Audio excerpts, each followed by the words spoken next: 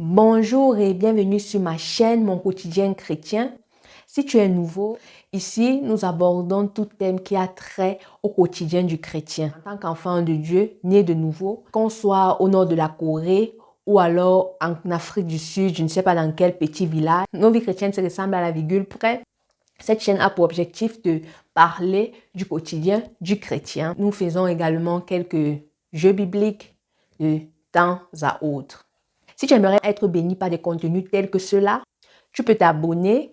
Assez pour cette introduction.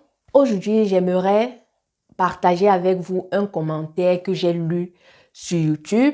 Il y a de cela 2 ou 3 jours, j'ai regardé une vidéo en anglais, nigériane, chrétienne. Lorsque je regarde une vidéo, parfois j'aime regarder les commentaires et lire. Alors, je suis tombée sur un commentaire qui m'a particulièrement béni et particulièrement parlé.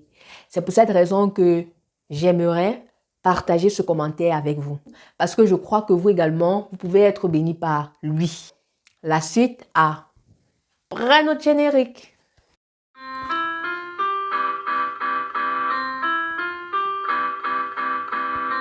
Comme je disais à l'introduction, j'aimerais partager avec vous ce commentaire que j'ai lu. Beaucoup d'entre nous font l'effort de ne pas pécher contre le Seigneur, font l'effort de ne pas faire ce que la Bible interdit, oubliant de faire ce qui est également bien.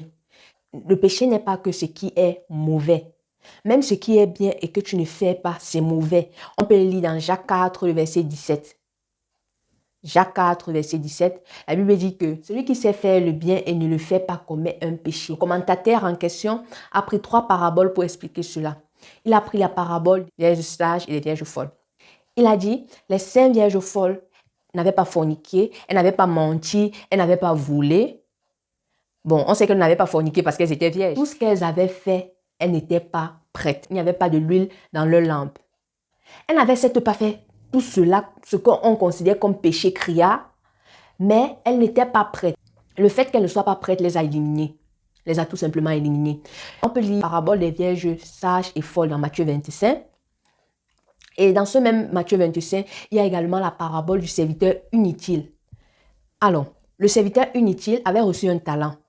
Et ce talent-là, il ne l'a pas fructifié. Regardons un peu plus précisément ce serviteur. Il n'a pas pris l'argent de son maître pour gaspiller. Il n'a pas pris l'argent de son maître pour aller fêter dehors avec des copines ou je ne sais quoi. Il n'a pas pris l'argent de son maître pour boire de l'alcool. Il n'a pas fui avec bien de son maître. Tout ce qu'il a fait, c'est d'être infructueux. Il ne portait pas de fruits. Le talent qu'on lui a donné, il n'a pas fait fructifier. Il a été infertile. Il n'a pas produit. Il n'a pas fait multiplier le talent que le Seigneur lui a donné. Et pour cette raison-là, le Seigneur l'a mis à la porte. Et il a été un serviteur inutile. Ne sommes-nous pas des serviteurs inutiles également? Ne sommes-nous pas des serviteurs inutiles dans la maison de Dieu? Dieu ne nous a-t-il pas donné des talents que, au lieu de faire fructifier, nous enterrons? Ce serviteur inutile n'avait pas volé l'argent de son maître. Ce serviteur inutile n'avait pas dilapidé l'argent de son maître. Tout ce qu'il avait fait, c'est de garder l'argent de son maître. Il a gardé, mais il n'a pas fait fructifier. Et le Seigneur attendait qu'il fasse fructifier. Le troisième exemple que le commentateur a pris pour illustrer ces dits était dans le même Matthieu 25, la parabole de ce groupe de personnes que le Seigneur a mis à la gauche et a jeté dans la géhenne de feu. Ce groupe de personnes-là n'avaient pas fait ce qu'ils étaient supposés faire, n'avaient pas fait le bien qu'ils étaient supposés faire. Et parce qu'ils n'avaient pas fait le bien qu'ils étaient supposés faire, et eux, ils ne considéraient pas que ne pas faire le bien qu'ils sont supposés faire est péché. Le Seigneur les a mis à la porte et les a jetés dans la géhenne ardente de feu. Tout comme ces personnes dans ces différentes paraboles, ne sommes-nous pas pareils à elles? Ne sommes-nous pas pareils à ces vierges folles? Ne sommes-nous pas pareils à ce serviteur inutile? Ne sommes-nous pas pareils à ce groupe de personnes qui a été mis à la gauche? Ne sommes-nous pas pareils à eux? Ne choisissons-nous pas ce qu'on va aimer, ceux à qui on va donner notre amour? Ne choisissons-nous pas? Ne sommes-nous pas imperturbables de notre infertilité, de notre inutilité dans la maison de Dieu ou alors de notre croissance en Christ? Ne restons-nous pas imperturbables face à cela? Alors, mon frère, ma soeur, ce n'est pas seulement le péché là que tu évites qui peut t'éliminer. C'est bien d'éviter le péché. Tu fais déjà très bien et pour cela, gloire à l'Éternel. Tu ne mens pas, tu ne voles pas, tu ne triches pas, tu ne pas. Mais qu'est-ce que tu dois faire de bien que tu ne fais pas encore? Qu'est-ce que tu dois faire de bien que tu ne fais pas encore? Au début, nous avons parlé de ce test de Jacques 4, verset 17, qui dit que si tu sais faire le bien et tu ne fais pas, tu commets un péché. Tu es sauvé. Tu es une nouvelle créature. C'est très bien. Tu as été baptisé, rempli même peut-être du Saint-Esprit. Cela est très bien. Mais ton salut ne s'arrête pas là-bas. Ton salut va plus loin que cela. Mon salut, ton salut, cela va plus loin que cela. Nous devons faire ce que le Seigneur attend de nous.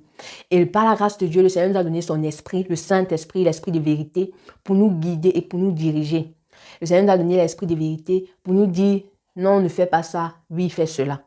Donc, au-delà de la parole de Dieu, nous devons être capables également d'écouter le Saint-Esprit et d'obéir à son esprit. Grâce au salut que nous avons en Jésus, nous sommes entrés dans cette vie de justice.